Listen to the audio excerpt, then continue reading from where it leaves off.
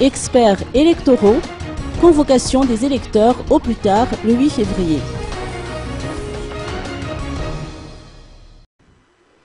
Le groupe des experts nationaux en matière d'élection estime qu'une mobilisation de tout acteur non étatique sera notre seule et unique force en vue de faire respecter le calendrier électoral élaboré par les Nations Unies. Ces experts électoraux ont souligné au cours d'une rencontre avec la presse qui s'est tenue à Ankatva cet après-midi que les électeurs devraient être convoqués au plus tard le 8 février prochain dans la mesure où le calendrier fixé par la CENIT a prévu que le premier jour des élections présidentielles aura lieu le 8 mai et le second tour jumelé avec les élections législatives le 3 juillet.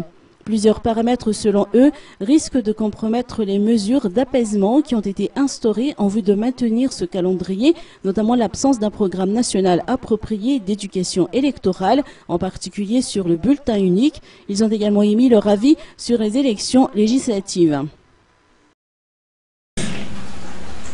En 2012, le groupe des experts nationaux avait demandé des élections législatives avant toute autre élection.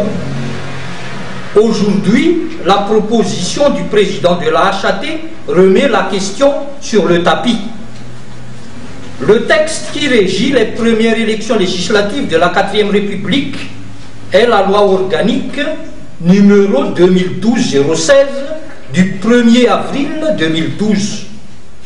Chaque parti politique devra faire connaître son programme pour le développement économique et social du pays et le mandat des députés devra être impératif. Une modification, voire une annulation du processus électoral national, en tout cas pour cette année, engendrerait un climat de méfiance sévère entre les citoyens malagasy et le ou les responsables concernés, estime le groupe des experts nationaux en matière d'élection. Pour ce qui est du financement des campagnes électorales, chaque candidat doit s'engager à tenir un compte de campagne, à assurer la transparence quant à la provenance de ces financements, ainsi qu'au plafonnement des dépenses, et à accepter qu'un contrôle puisse être effectué quant à l'exactitude de sa comptabilité et sur l'exhaustivité des opérations enregistrées à temps indiqué.